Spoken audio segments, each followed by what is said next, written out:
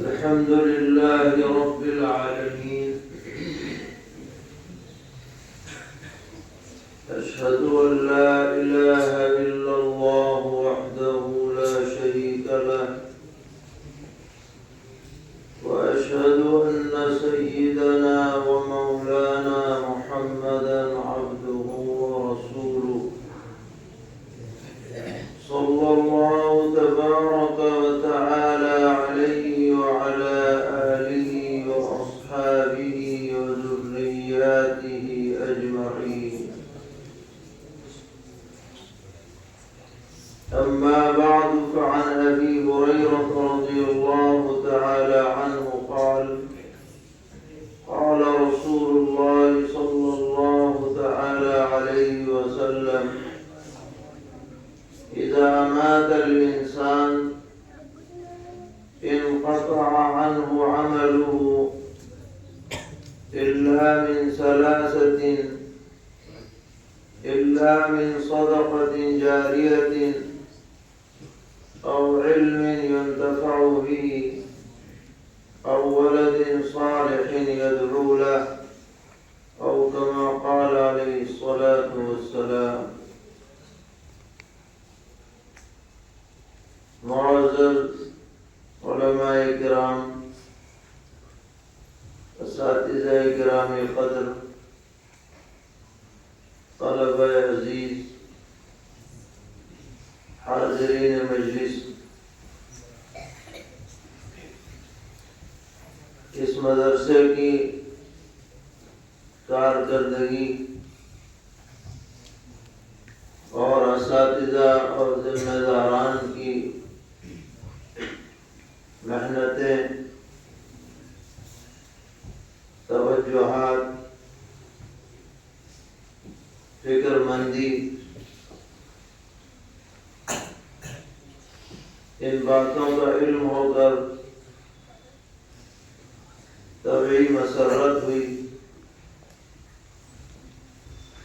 اور دل سے دعا نکلی کہ اللہ تعالیٰ اس گلشن کو آباد اور شاداب رکھے، اور ہمارے جو اکابر اور احباب خدمت میں لگے ہوئے ہیں، اللہ تعالیٰ ان کی خدمات کو بے حد قبول فرمائے۔ یہ بہت بنیادی اور انتہائی عظیم خدمت ہے، جس کا ہو سکتا ہے دنیا میں پوری طرح اندازہ نہ ہو، لیکن انشاءاللہ آخرت میں اس کا نتیجہ اور ثمرہ ضرور سامنے آئے گا، اور خوشی نصیب ہوگی۔ اس وقت ہم نے آپ کے سامنے ایک روایت پڑھی ہے جو آپ نے بہت مرتبہ سنی بھی ہوگی اور پڑھی بھی ہوگی۔ اس روایت کے راوی ہیں سیدنا حضرت ابو ہریرہ رضی اللہ تعالی عنہ، جو تمام صحابہ کرام رضی اللہ عنہم میں اس اعتبار سے امتیازی مقام رکھتے ہیں کہ ان کے حوالے سے سب سے زیادہ روایتیں کتب احادیث میں درج ہیں۔ کسی صحابی سے اتنی بڑی تعداد میں روایتیں منقول نہیں۔ 5000 سے زیادہ روایتیں ان کی سند سے پائی جاتی ہیں۔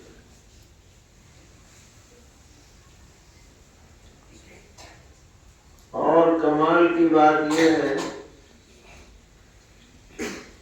کہ ان کو نبی اکرم علیہ السلام کی صحبت میں صرف 3 سال رہنے کا موقع یعنی ایسا نہیں ہے کہ وہ شروع سے ساتھ رہے ہوں، مکی زندگی میں بھی ہوں اور مدنی زندگی میں بھی پورے ساتھ ہوں، صرف 3 سال، لیکن اتنا بڑا علمی ذخیرہ ان کے توسط سے امت کی طرف منتقل ہوا ہے۔ اس کی وجہ کیا تھی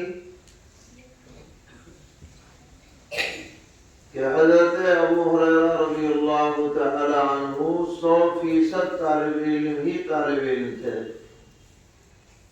ان کا کوئی مشغلہ ہی نہیں تھا سوائے تحصیل علم کے، صبح ہو، شام ہو، دن ہو، رات ہو، بس وہ ہر وقت پیغمبر علیہ الصلوۃ والسلام کی خدمت میں پڑے رہتے۔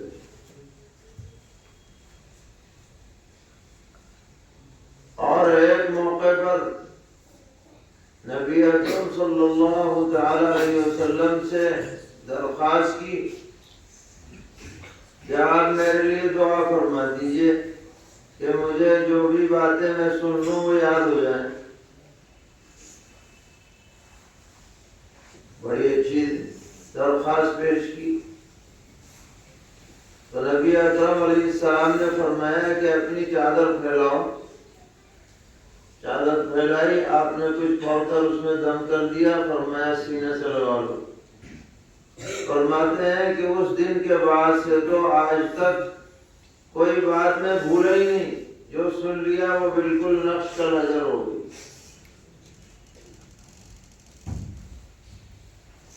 جو ان کے شاگرد ہیں وہ فرماتے ہیں کہ ان کا حافظہ اتنا زبردست تھا کہ اگر آج کوئی روایت انہوں نے بیان کی اور 20 سال بعد پھر ان سے وہ روایت سنی گئی تو ذرا سے لہجے میں بھی فرق نہیں آیا، الفاظ میں بھی فرق نہیں آیا۔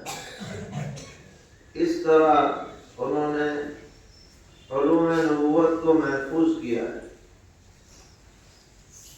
اور پھر منتقل کیا امت کی طرف۔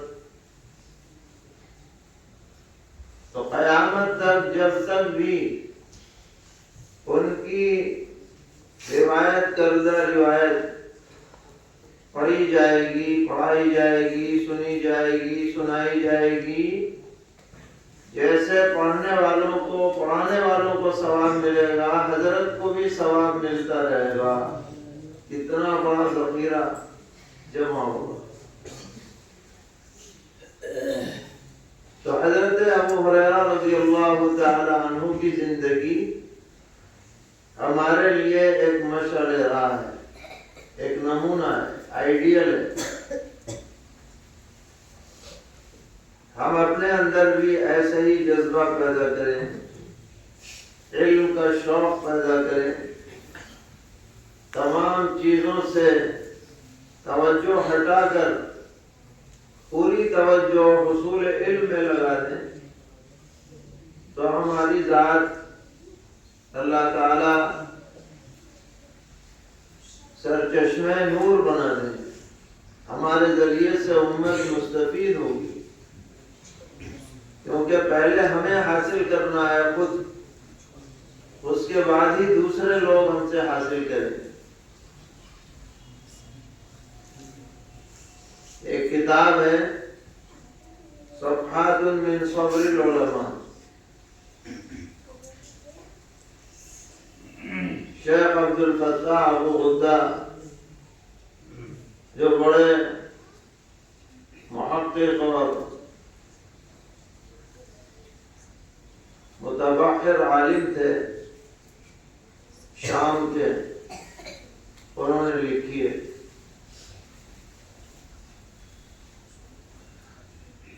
تو انہوں نے اپنے کتاب کے سر ورق پر ایک جملہ نقل کیا ہے عطاء اللہ ابن عطاء اللہ الاسکندری کے حوالے سے، اور وہ جملہ یہ ہے کہ من لم تکن له بدایۃ محرقۃ لم تکن له نہایۃ مشرقۃ، یعنی جس کی ابتدائی عمر شمع علم پر پگھلنے میں نہ گزری ہوگی، اس کی آخری عمر روشن اور تابناک نہیں ہو سکتی۔ جو پہلے محنت کرے گا وہی بعد میں ثمرہ حاصل کرے گا اور امت کے لیے رہنما بنے گا۔ یہ بات سیدنا حضرت ابو ہریرہ رضی اللہ تعالیٰ عنہ کی زندگی سے ہمیں معلوم ہوتی ہے۔ وہ روایت فرما رہے ہیں کہ نبی اکرم صلی اللہ تعالیٰ علیہ وسلم نے ارشاد فرمایا کہ اذا مات الانسان انقطع عنہ عملہ، کہ آدمی جب انتقال کر جاتا ہے، وفات پا جاتا ہے، تو عمل کا سلسلہ بند ہو جاتا ہے۔ ظاہر ہے کہ اب نماز کیسے پڑھے گا؟ دم میں دم نہیں رہا، جسم میں جان نہیں رہی، تلاوت نہیں کر سکتا، روزہ نہیں رکھ سکتا، اور کوئی نیک عمل نہیں کر سکتا، نقل و حرکت ہی نہیں ہوگی، انقطع عنہ عملہ۔ اور مرنا ضرور ہے، آج نہیں تو کل، کل نہیں تو پرسوں، ایسا تو کوئی دعویٰ نہیں کر سکتا کہ مجھے کبھی مرنا ہی نہیں ہے، مرنا ضرور ہے۔ اور ضرورت اعمال کی اور ضرورت اجر و ثواب کی اتنی زیادہ ہے کہ جتنا بھی اکٹھا کر لو وہ کم ہے، کیونکہ آخرت کے درجات اتنے اونچے ہیں اللہ کی رحمت کے اور اللہ کی جنت کے کہ جس کا ہم دنیا میں تصور نہیں کر سکتے۔ ان درجات کے حصول کے لیے اعمال کی کثرت چاہیے، نیک اعمال کی کثرت چاہیے۔ کتنی ہی لمبی عمر ہو جائے اور کتنے ہی ہم اچھے سے اچھے اعمال جمع کر لیں، لیکن یہ نہیں کہا جا سکتا کہ بہت ہو گئے آخرت کی طرف نظر کرتے ہوئے۔ اس لیے اللہ تعالیٰ نے امت محمدیہ پر خصوصاً فضل فرمایا کہ تمہاری عمر تو محدود ہے۔ ویسے بھی امت کی عمر جو ہے دیگر امتوں کے مقابلے میں کم رکھی گئی ہے۔ پہلے تو سینکڑوں سالوں کی عمریں ہوتی تھیں، اور اس امت کی عمر 60 سے 70 سال کے بیچ میں، یہ تناسب ہے۔ تو عمر کم ہے، لیکن اللہ تعالیٰ نے اجر و ثواب کا انتظام عمر کے اندر اندر بھی بہت کر دیا، اور اگر آپ بعد کے لیے بھی کرنا چاہیں اس کے لیے بھی انتظام کے راستے کھول دیے۔ اندر اندر کا کیا ہوا، یعنی عمر رہتے ہوئے آپ نے پڑھا ہوگا، سنا ہوگا، تقریباً سبھی لوگ جانتے ہیں کہ ایک شب قدر میں عبادت کا ثواب کتنا ہے؟ 1000 مہینوں کی عبادت سے بھی افضل ہے۔ 83 سال ایک رات عبادت کرو، 83 سال کا ثواب پاؤ۔ اب اگر 10 شب قدر مل گئی تو 830 سال کا ثواب مل گیا، 20 شب قدر مل گئی تو 1660 سال کا ثواب مل گیا، 30 شب قدر مل گئی تو 2490 سال کا ثواب مل گیا۔ یہ اس امت کے لیے اللہ تعالیٰ نے راستے کھولے۔ ایک روایت میں ہے کہ جمعے کی نماز پڑھنے کے لیے جب آدمی گھر سے نکلتا ہے نہا دھو کر، ہر قدم پہ 1 سال کا ثواب، ہر قدم پر 1 سال۔ اگر آپ 100 قدم چل کے جامع مسجد میں پہنچ گئے، جہاں مسجد جمعہ ہوتا ہے، چاہے جامع مسجد ہو یا کوئی بھی، تو 100 سال کا ثواب رکھا ہے۔ اور پھر چھوٹے چھوٹے عمل پہ بڑا ثواب۔ یہ تو دنیا میں زندگی رہتے ہوئے بڑھا دیا، میٹر بہت بڑھا دیا۔ اور اگر آدمی اس دنیا میں رہ کر کے 3 انتظامات کر لے تو چلا جائے گا دنیا سے، مگر نیکی کا میٹر، اجر و ثواب کا میٹر چلتا رہے گا۔ اور اس کے لیے کوئی پابندی نہیں ہے کہ بھائی فلاں علاقے والے کریں گے تو ہوگا، فلاں خاندان والے کریں گے تو ہوگا، پیسے والے کریں گے تو ہوگا، غریب کریں گے تو نہیں ہوگا۔ ایسی کوئی پابندی نہیں ہے۔ دنیا میں کوئی بھی ایمان والا اگر یہ 3 انتظامات اپنے لیے کر لے تو دنیا سے چلا جائے گا، لیکن نیکیوں کا سلسلہ، اجر و ثواب کا سلسلہ جاری ہے۔ اس میں کیا ہے؟ الا من ثلاثۃ، الا من صدقۃ جاریہ، صدقہ جاریہ، مسجد بنائی، مدرسہ بنایا، مسافر خانہ بنایا، کنواں کھدوایا، اور کوئی ایسا انتظام کر دیا جس سے خلق خدا فیضیاب ہو رہی ہے۔ حتیٰ کہ اگر کوئی جانور بے عقل بھی فیضیاب ہو رہا ہے ہماری لگائی ہوئی چیز سے، تو بھی اس کا اجر و ثواب اللہ تعالیٰ لکھتے رہے۔ کوئی درخت لگا دیا، کوئی چڑیا آ کر کے اس کا پھل کھا رہی ہے، کوئی کیڑا اس کا پتا کھا رہا ہے، اس کا بھی اللہ تعالیٰ ثواب اس درخت لگانے والے کو دیں گے اور دیتے رہیں گے، چاہے آدمی زندہ ہو یا مر جائے۔ الا من صدقۃ جاریہ۔ تو ہم سب کو کوشش کرنی چاہیے اپنے دائرے میں رہتے ہوئے کہ کوئی ایسا صدقہ جاریہ ہم چھوڑ کر کے جائیں جو ہمارے بعد بھی ہمارے لیے اجر و ثواب میں اضافے کا سبب اور ذریعہ بنتا رہے۔ اس کے بعد فرمایا او علم ينتفع به، یا ایسا علم چھوڑ کر کے جائے جس سے دنیا میں فائدہ اٹھایا جاتا ہے۔ یہ بہت وسیع باب ہے۔ ایک استاد طلبہ کو بغدادی قاعدہ پڑھا کر کے جائے، نورانی قاعدہ پڑھا کر کے جائے،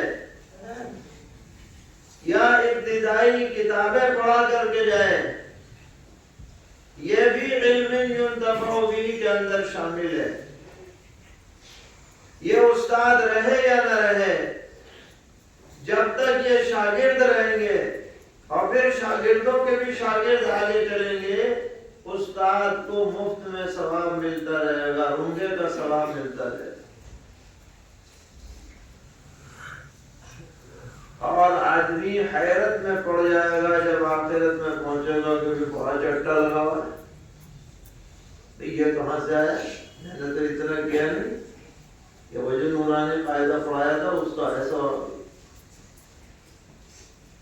اور اس ثواب کے لیے کوئی بڑی کتابیں پڑھانا میرے بھائیوں ضروری نہیں ہے کہ بھائی بخاری پڑھاؤ گے تو ملے گا، فلاں پڑھاؤ گے تو ملے گا۔ جو بھی علم ہے، علم دین جو بھی ہے، وہ پڑھایا جائے گا انشاءاللہ، حسن نیت کے ساتھ پڑھایا جائے گا تو ضرور ثواب ملے گا، ملتا رہے گا۔ اور اللہ تعالیٰ توفیق دے تو آدمی کچھ تحریری کام کر لے، اسی غرض سے کہ امت فائدہ اٹھائے تو ہمیں ثواب ملے. اس لیے نہیں کہ لوگ کہیں ابھی بڑا مصنف ہے، بڑا صاحب قلم ہے، بڑا فلاں، اس سے کچھ نہیں ہونے والا. امت کی ضرورت پوری ہو اور ہمیں ثواب کی ضرورت ہو، اس جذبے کے ساتھ آپ ایک پرچہ لکھ دیں، رسالہ لکھ دیں، کتاب لکھ دیں.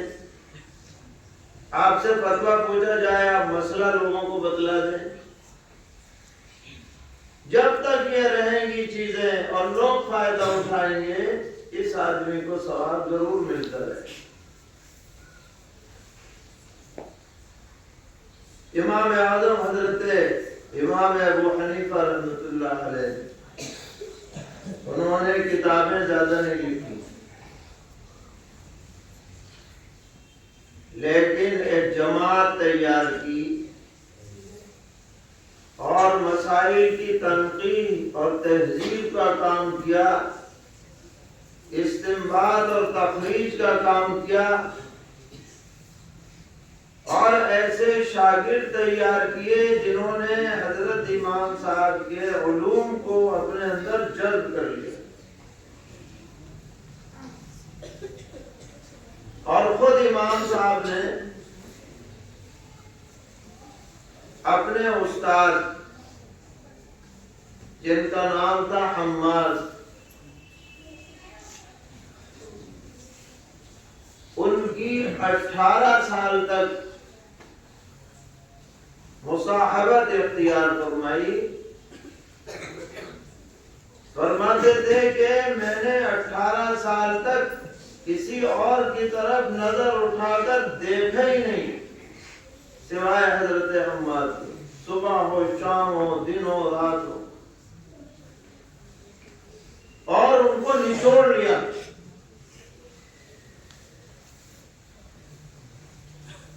فرماتے تھے کہ ان کا گھر میرے گھر کے 7 گلیوں کے بعد تھا، لیکن میں نے ان کی تعظیم اور ادب میں کبھی ان کے گھر کی طرف پیر بھی نہیں پھیلایا اپنے گھر میں رہتے ہوئے. تو اللہ تعالی نے حضرت حماد جو کوفے کے سب سے بڑے فقیر تھے، ان کا جانشین حضرت امام صاحب کو بنا دیا. اور تجربہ ہے دنیا کا کہ جو اپنے استاد کی خدمت کرتا ہے، تعظیم کرتا ہے، قدر کرتا ہے، ادب کرتا ہے، اللہ تعالیٰ اس کو بھی ایسے ہی شاگرد عطا فرماتے ہیں جو اس کے ساتھ بھی ویسا ہی معاملہ کرتے ہیں جیسا اس نے استاد کے ساتھ کیا ہے.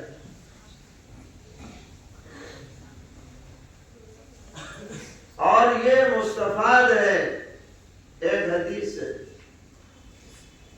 سرور عالم صلی اللہ تعالی علیہ وسلم نے فرمایا کہ جو شخص کسی بوڑھے آدمی کا اکرام کرے اس کے بڑھاپے کی وجہ سے، کہ بھئی یہ بوڑھا آدمی ہے، یہ سفید داڑھی والا ہے، چاہے کوئی ہو، صرف اس کے بڑھاپے کی وجہ سے اس کا اکرام کرے گا، اللہ تعالیٰ اس کے لیے بھی اس کے بڑھاپے میں ایسے ہی اکرام کرنے والے پیدا فرما دے گا.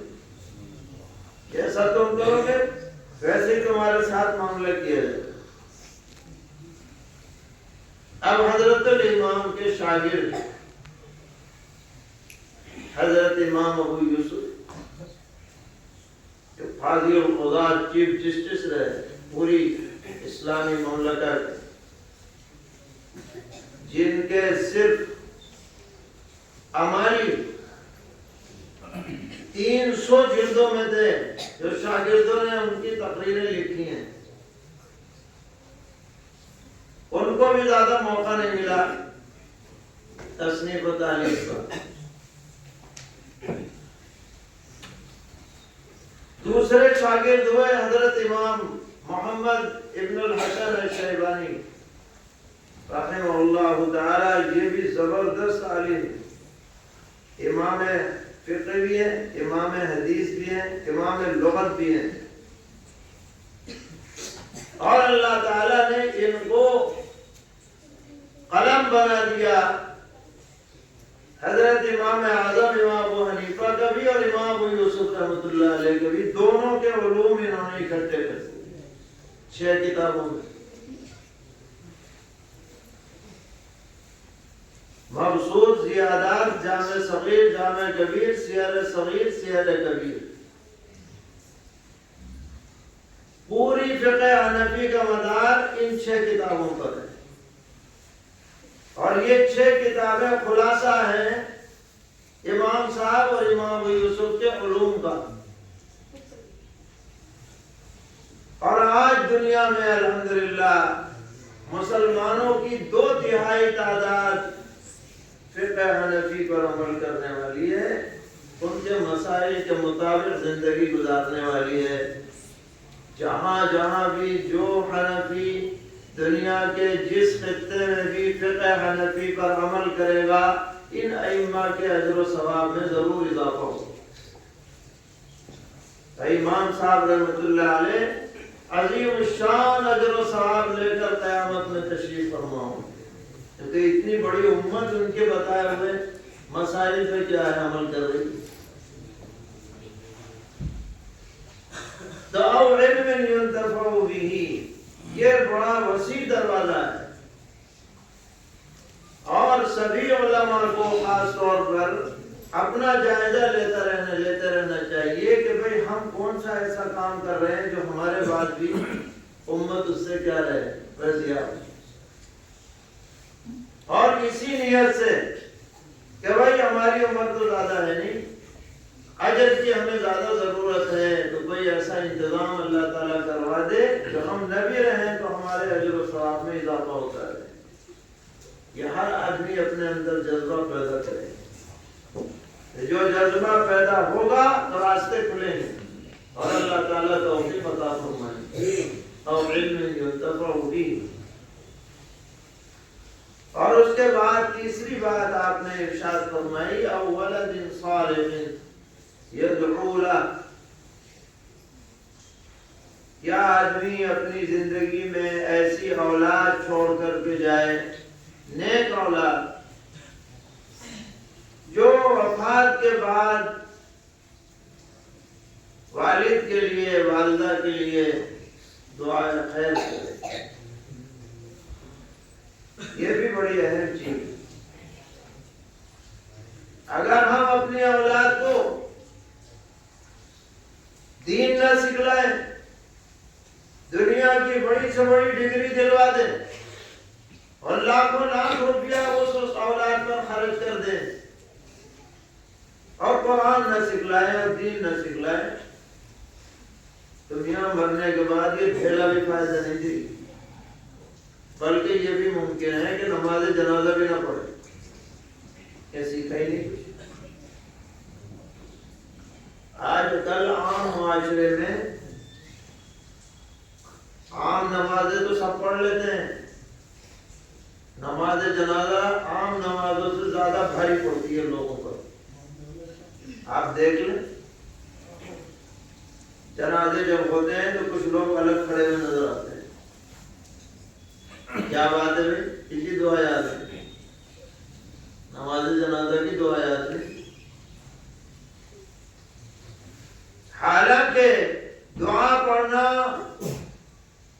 نماز جنازہ میں مسنون ہے، واجب فرض نہیں ہے کہ اس کے بغیر نماز جنازہ ہی نہ ہو۔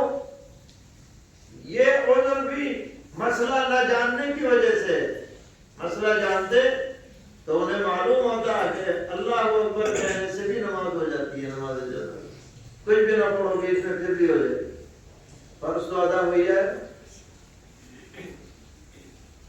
ہاں، آدمی اگر بچوں کو دین پڑھائے گا، قرآن پڑھائے گا، دیندار بنانے کی فکر کرے گا، اچھی تربیت کرے گا، تو یہ اولاد رفع درجات کا سبب ہے۔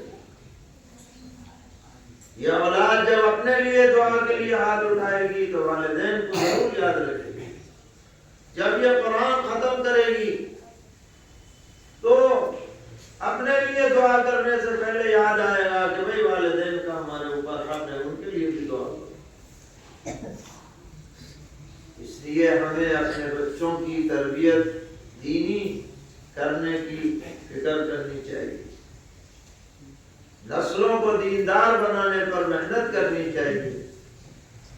یہ ہمارے لیے بعد میں کام آنے والی سب سے گارنٹی والی چیز ہے، سب سے زیادہ ضمانت والی چیز ہے۔ تو ہم اگر یہ تینوں کام کریں گے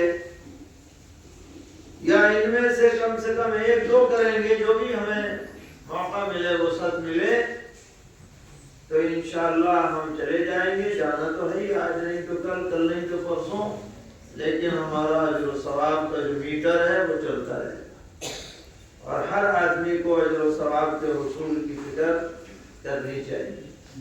اللہ تعالی ہم سب کو توفیق عطا فرمائے اور اس مدرسے کو بھی مزید ترقیات سے مالا مال فرمائے۔ سبھی طلبہ عزیز جو یہاں تعلیم حاصل کر رہے ہیں، اللہ تعالیٰ ان کو علم نافع عطا فرمائے اور خدمت دین کے لیے قبول فرمائے۔ منتظمین، معاونین، اساتذہ کرام سب کو جزائے خیر عطا فرمائے۔ وصلی اللہ تعالی علی خیر خلقہ محمد وعلی آلہ واصحابہ